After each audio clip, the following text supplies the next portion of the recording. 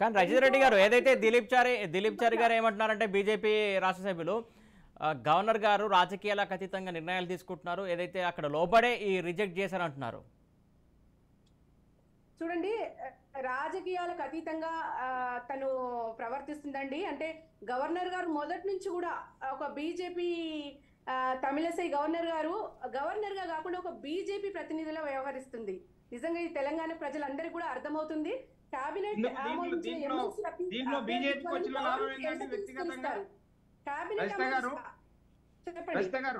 చెప్పండి. దీంట్లో బీజేపీకి రాజకీయంగా వచ్చిన లబ్ధి ఏముంది? ఈ ఎమ్మెల్సీ గవర్నర్ గారు ఆది నుంచి కూడా తెలంగాణ ప్రగతికి వ్యతిరేకంగా పనిచేస్తుంది. ఇప్పటికే పలు కీలక బిల్లులు ఆపడమే పనిగా పెట్టుకున్నారు గవర్నర్ గారు. ప్రజాస్వామ్యాన్ని అపహాస్యం చేస్తున్నారని తెలంగాణ ప్రజలు భావిస్తున్నారు. బాజాప్తా ఈ రోజు మా కేబినెట్ చేసుకున్న నిర్ణయాన్ని ఆపడం వల్ల ఆమె ఏం సాధించింది? ఒక అణగారిన వర్గాలకు చెందిన 2 ఎమ్మెల్సీలను తీసుకుంటే వాళ్ళను ఆపి ఏం సాధిస్తున్నారు? నేను